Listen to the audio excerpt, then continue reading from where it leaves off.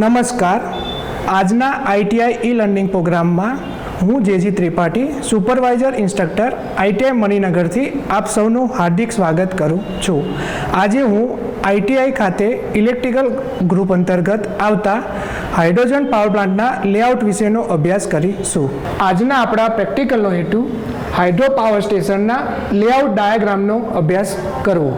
આ પ્રેક્ટિકલ આપણે બ્લોક ડાયાગ્રામથી સમજીશું અને સાથે તેના ફાયદા અને ગેરફાયદા પણ જાણીશું. આપણે સૌપ્રથમ હાઇડ્રો પાવર સ્ટેશનના લેઆઉટ ડાયાગ્રામનો અભ્યાસ કરતા પહેલાં તેનો સિદ્ધાંત સમજીએ. ઊંચી સપાટીએ સંગ્રહાયેલ પાણીની સ્થિતિ ઉર્જાનું પાણી ગતિ ઉર્જામાં રૂપાંતર થાય છે, જેનાથી ટર્બાઇન ફેરવીને તેના યાંત્રિક કાર્ય વડે વિદ્યુત શક્તિમાં રૂપાંતર કરવામાં આવે છે.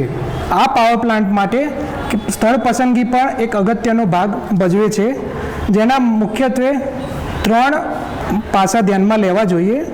એક છે પાણીની પ્રાપ્યતા, બીજું છે ડેમ બાંધવાની અનુકૂળતા અને ત્રીજું છે પર્યાવરણની અનુકૂળતા.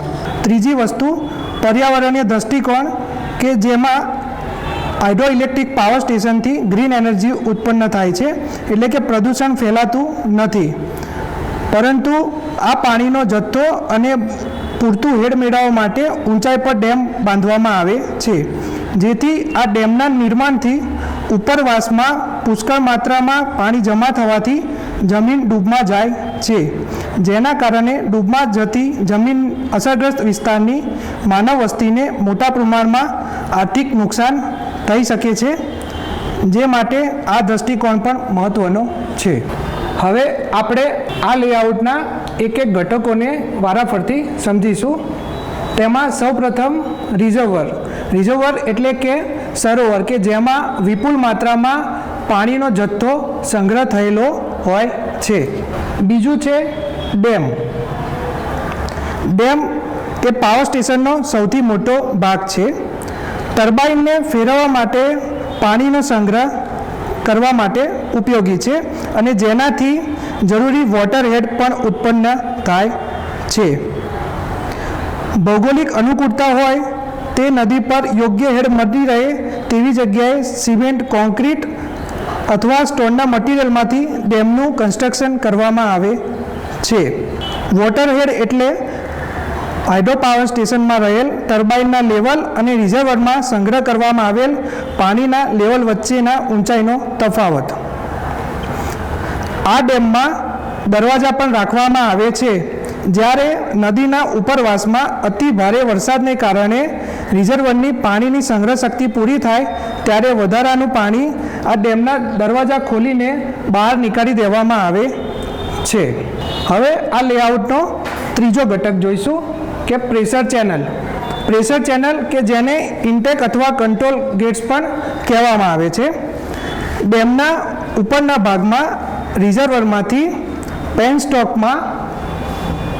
પેનસ્ટોકમાં પાણીના સપ્લાયને કંટ્રોલ કરવા માટે આ દરવાજા લગાડવામાં આવે છે, જેને પ્રેશર ચેનલ કે ઇન્ટેક કંટ્રોલ ગેટ કહે છે. આ કંટ્રોલ ગેટ પેનસ્ટોકના કંટ્રોલ વાલ્વની શરૂઆતમાં લગાડવામાં આવે છે, જેથી પેનસ્ટોકને પ્રેશરયુક્ત પાણીનો પુરવઠો સતત મળતો રહે છે. હવે આ લેઆઉટનો એક અગત્યનો ઘટક છે સર્જ ટેન્ક. સર્જ ટેન્ક એ ડેમના ઉપરના ભાગમાં પેનસ્ટોકની શરૂઆતમાં લગાડવામાં આવે છે, જે એક નાની ટાંકી કે રિઝર્વર જેવી હોય છે. પેનસ્ટોકમાં વહેતા પાણીના દબાણમાં થતા વધઘટના કારણે ઉત્પન્ન થતા દોલનને લીધે તેમાં પાણીનું લેવલ વધે છે કે ઘટે છે. જ્યારે ટર્બાઇનને સાધારણ લોડ પર ચલાવવામાં આવે છે ત્યારે પેનસ્ટોકમાં પાણીનો જથ્થો સ્થિર હોય છે. જ્યારે ટર્બાઇનની સ્પીડ ઘટાડવા માટે ગવર્નર એસેમ્બલી દ્વારા પાણીનો પ્રવાહ ઘટાડવામાં આવે છે ત્યારે પેનસ્ટોકના તળિયા જમા થયેલું વધારાનું પાણી બેકફોર્સ કરે છે અને પેનસ્ટોકમાં વમળ સાથે પાછું ફરે છે. સર્જ ટેન્ક એ વધારાના પાણીને સમાવવાની જગ્યા પૂરી પાડે છે. તદુપરાંત ટર્બાઇન પર જ્યારે લોડ વધે છે ત્યારે વધારાનું પાણી સર્જ ટેન્ક દ્વારા ટર્બાઇનને પાછું મળે છે. આ રીતે સર્જ ટેન્કે પાણીના અનિયમિત દબાણને કંટ્રોલ કરી પેનસ્ટોક અને તેની એસેસરીઝને પાણીના ઉચ્ચ દબાણ સામે રક્ષણ આપે છે. હવે આપણે જોઈએ વાલ્વ હાઉસ. વાલ્વ હાઉસમાં વિવિધ પ્રકારના વાલ્વ હોય છે, જેમ કે automatic valve, butterfly valve, vacuum valve, જે વિવિધ પ્રકારે કામ કરે છે અને પાણીના પ્રેશર તેમજ વેક્યુમને પેનસ્ટોકમાં નિયંત્રિત કરે છે. હવે આપણે જોઈશું પેનસ્ટોક. પેનસ્ટોક એ ડેમના રિઝર્વરથી ટર્બાઇન સુધી પાણીનો પ્રવાહ પહોંચાડનારી પાઇપ છે, જે મુખ્યત્વે આરસીસી કે સ્ટીલની બનેલી હોય છે. 30 મીટર કે તેનાથી ઓછા હેડ ધરાવતા પ્લાન્ટ માટે આરસીસીની પેનસ્ટોક યોગ્ય ગણાય છે, જ્યારે સ્ટીલમાંથી બનેલી પેનસ્ટોક એ કોઈપણ ઊંચાઈના હાઇડ્રો પાવર લેઆઉટ માટે વાપરી શકાય છે. હવે આપણે લેઆઉટમાં પાવર હાઉસ વિશે જોઈશું. પાવર હાઉસમાં મુખ્યત્વે ટર્બાઇન અને ઓલ્ટરનેટર આવેલા હોય છે.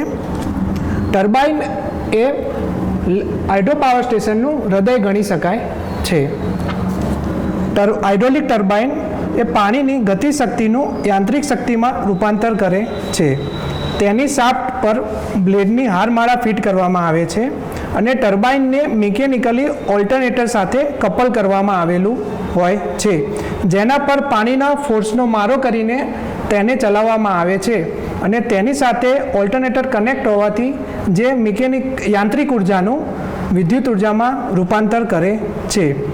ટર્બાઇનના મુખ્યત્વે બે પ્રકાર છે, ઇમ્પલ્સ ટર્બાઇન અને રિએક્શન ટર્બાઇન, જેમાં અલગ અલગ વોટર રેટ પ્રમાણે અલગ અલગ પ્રકારના ટર્બાઇન વાપરવામાં આવે છે, જેમાં ફ્રાન્સિસ ટર્બાઇન, કાપલાન ટર્બાઇન વગેરેનો સમાવેશ થાય છે.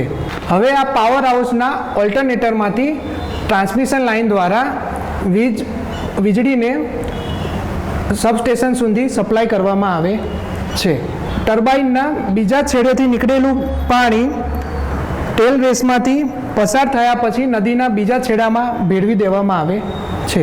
હવે આપણે હાઇડ્રો પાવર સ્ટેશનના ફાયદા વિશે સમજીશું.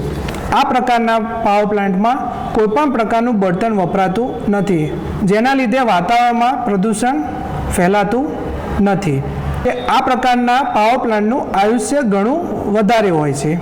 આ પ્રકારના પાવર પ્લાન્ટના પાણીનો બાદમાં સિંચાઈ માટે પણ ઉપયોગમાં લઈ શકાય છે અને ડેમમાં સંગ્રહાયેલ પાણી વિનામૂલ્યે મળી રહે છે, તેથી તેનો નિભાવણીનો ખર્ચ પણ ખાસ થતો નથી. સ્ટીમ પાવર પ્લાન્ટ અને ન્યુક્લિયર પાવર પ્લાન્ટની સરખામણીમાં તેને ઝડપથી સ્ટાર્ટ કરી શકાય છે. આ પાવર પ્લાન્ટની રચના અન્ય પાવર પ્લાન્ટ જેવા કે સ્ટીમ પાવર પ્લાન્ટ અને ન્યુક્લિયર પાવર પ્લાન્ટ કરતાં સરળ છે. આ પાવર પ્લાન્ટના કેટલાક ગેરફાયદા પણ છે, જેમ કે તેનું પ્રારંભિક મૂલ્ય ઘણું જ વધારે છે, કારણ કે તેના માટે આપણે ડેમ બાંધવો પડે છે. આ પ્રકારના પાવર પ્લાન્ટના નિર્માણમાં ખૂબ જ કુશળ કારીગરોની જરૂર રહે છે. કેટલીક જગ્યાએ પાણીની પ્રાપ્યતા માટે હવામાન પર આધાર રાખવો પડે છે. સતત દુષ્કાળ જેવી પરિસ્થિતિમાં ડેમમાં પાણીનું સ્તર યોગ્ય લેવલ સુધી જાળવી શકાતું નથી, તો પાવરના ઉત્પાદન પર અસર પણ થાય છે. આ પ્રકારના પાવર સ્ટેશન મુખ્યત્વે પહાડી અને ખીણ પ્રદેશ જેવા ભૌગોલિક વિસ્તારમાં જ સ્થાપિત થતા હોય છે, જેના લીધે ગીચ માનવ વસ્તીથી દૂર હોવાથી ટ્રાન્સમિશન ખર્ચ વધારે આવે છે.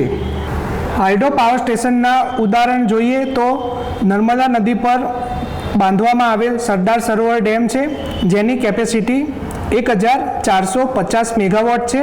સતલુજ નદી પર બાંધવામાં આવેલ ભાખરા નાંગલ ડેમ પણ આ જ પ્રકારનો હાઇડ્રો પાવર પ્લાન્ટ છે, જેની કેપેસિટી 1325 મેગાવોટ છે.